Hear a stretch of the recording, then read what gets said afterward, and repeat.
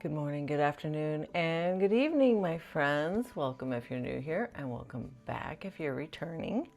Thank you so much for being here. Either way, it is my fabulous fucking Friday, and I am thrilled about that. It is also payday.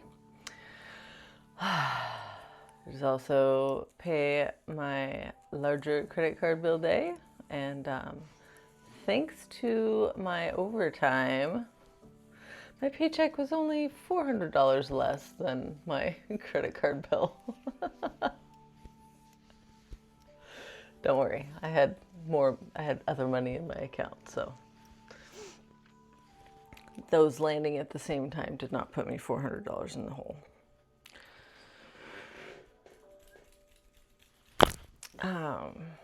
I got my new shoes yesterday that were part of that credit card bill, and I am pretty excited about them. I haven't worn them out anywhere yet, but I did wear the Sandals yesterday afternoon after I got home from work, and they're like super thin and zero elevation. They put no lift in the heel.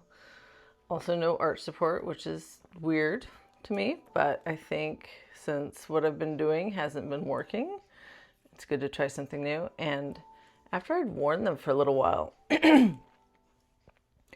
my feet did feel different.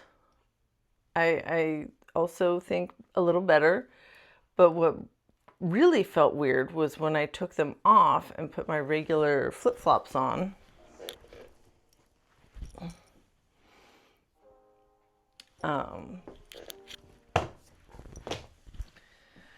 They felt like super thick and weird, and that heel elevation, even though it's only like this much, like was really noticeable. So I think that wearing these shoes may make a big difference to my feet and my gait. We shall see. I also got these, and I'm going to try wearing them to work today. I really hope that it goes well, because I don't think I'm going to bring backup shoes. But they're so cute. And they have pretty similar, it's a little thicker than the sandal, but it's very minimal. So I am hopeful. And if I do end up loving them, and if they do end up making a difference to my feet, I will absolutely reach out to them and ask to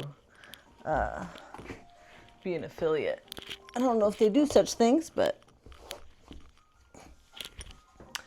if they make a difference to my feet, man, I will be a convert. All right, what else? I've decided to cancel my rat Exterminator subscription. I think that we either got it with the bait stations, because I found a couple of rat carcasses in my yard, or we prevented its ingress into the house already. So that's exciting. I haven't heard it in like over a month, I think now. And I love that for me. I'm also going to call the rat excluder company and see if I can return the excluders that I never ended up installing, because I don't need them.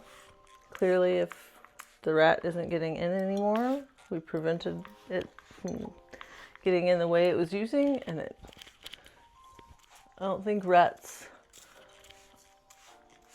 necessarily think about going around and finding another way in. I think if they were gonna really try to get in, they would try to go the same way but chew their way through. They're smart, but they're not that smart. And then, so we'll see what happens with that. Would love to be able to return them, because that's over $400.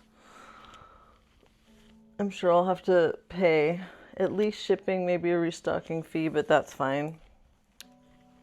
even if I get $300 back, like, it's better than nothing. What else? Oh yeah, a neighbor yesterday texted me while I was at work and asked if I had left a shopping cart next to one of the gates to my fence. And I'll admit that I was a little offended at the question. Like, I realize that I don't take the best care of my yard and my blackberries are overgrown, but like, I'm not really the type to leave a shopping cart like out on the street. Anyway,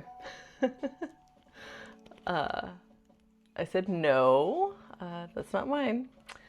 And then it turned out that my neighbor's husband is out of town and she is home alone for a few days. And I don't know, maybe it's been years since she's been home alone. And so she's paranoid. And it took me a few minutes to find my empathy for that, since I live alone, and since even when I was married to my last husband, his job took him away for months at a time. So I essentially lived alone more than half the year. And I was just like, what? But I did eventually find my empathy and asked her if she had a couple of our other neighbors' phone numbers, and she did. I said, all right, I'm sure they'd be willing to keep an eye out too, and I will keep an eye out when I'm home. Like, you're not alone. And she did appreciate that.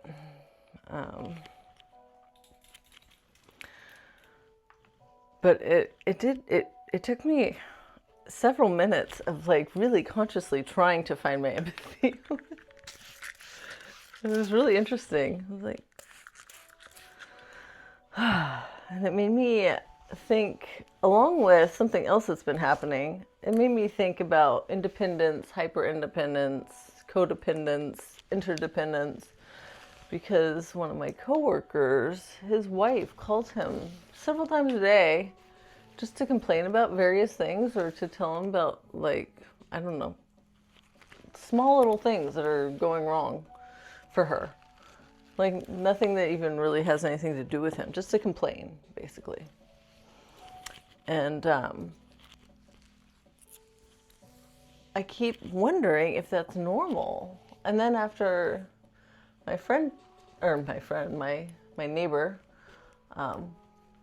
texted me, I wonder how much people rely on each other, and I'm just not at all accustomed to that. Like, it's really foreign to me.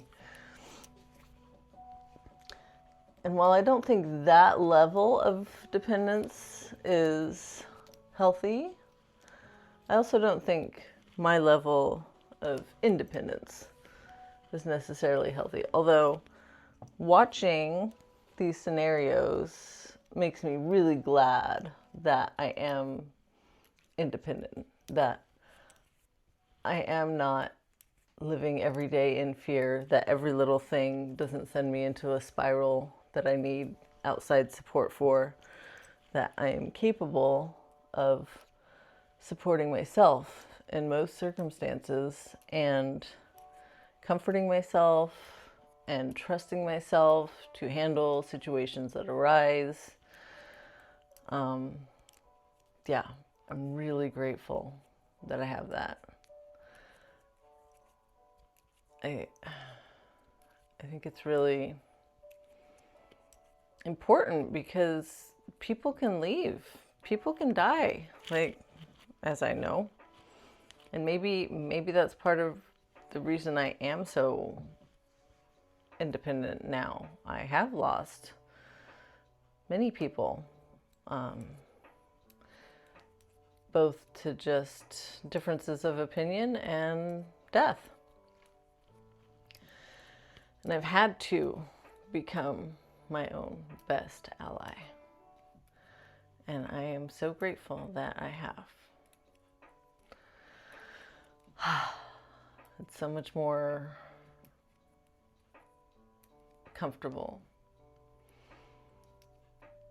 And it means that I am less likely to mask and be less of myself in order to maintain a relationship, because I know I can handle myself by myself somewhat. If you've been faithfully watching, you know that I do have moments of severe doubt and meltdowns that I really can't do it all alone, which is why I am working on changing my circumstances, because I have too much on my plate right now, and help would be nice. But I'm realizing that I would only want help if it really, really aligned with me.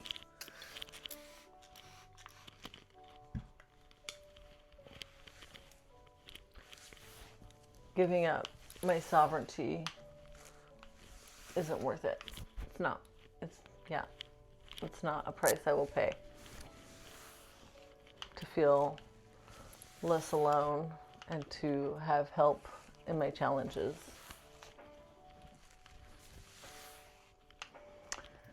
Then I listened to a couple more Martha Beck and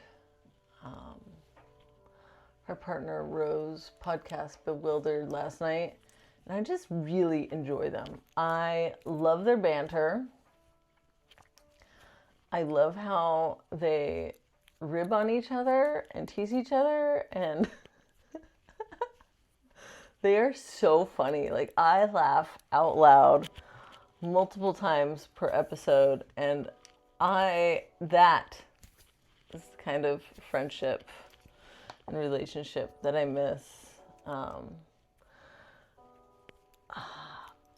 I haven't had someone that I can talk to quite like that in years, where you can totally just like rib them and you know they're not going to take it too personally and get hurt and offended, and they can do the same to you, and you know you love each other, so it's funny, it's not hurtful.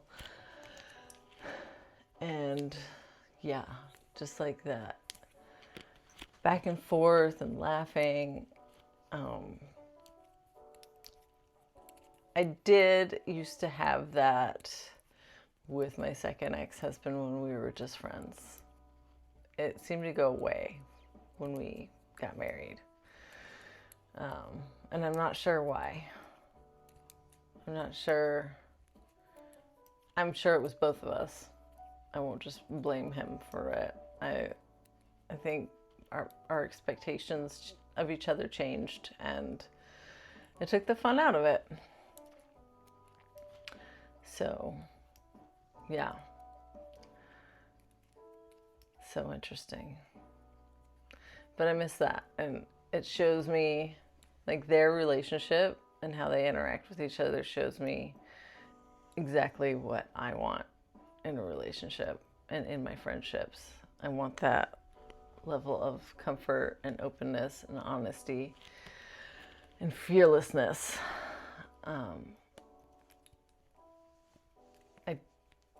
Yeah.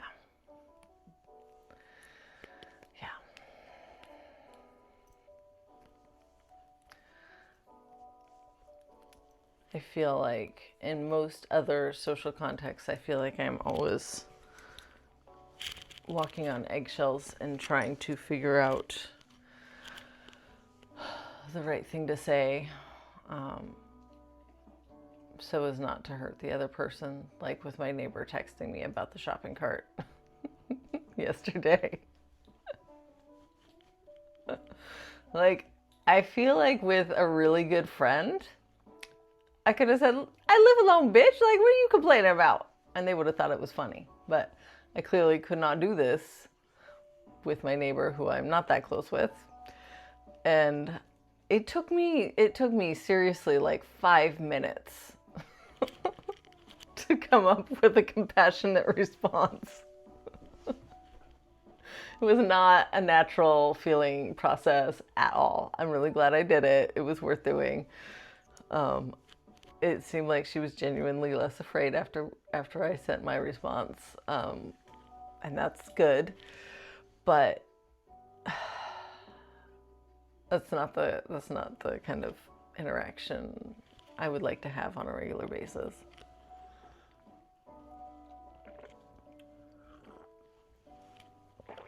And it made me think of, I can't remember exactly what was said in this anime, and I think I've heard it over several animes, where a friend says thank you to another friend for something, like feeding them dinner or whatever, and they're like, don't say thank you, like, ew, that's so formal, like, we're friends, we're family, like, just take it.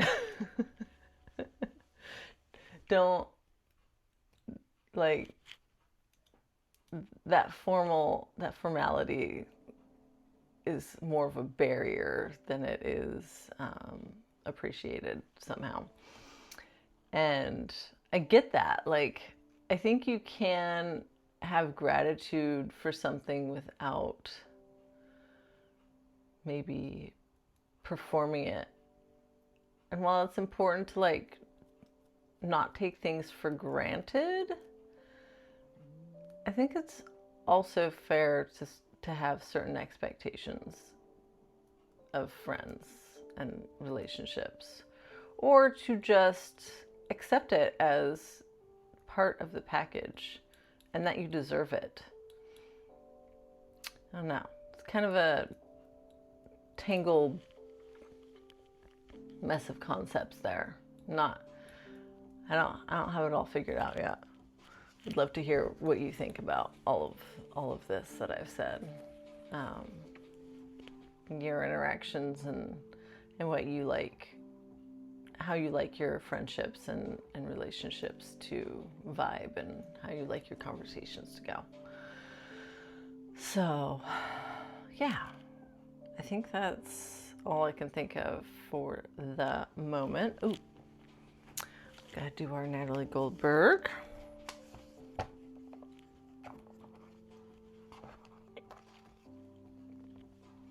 We are on card number 28, which means we are on day number 88. Ooh, we're approaching 90 days.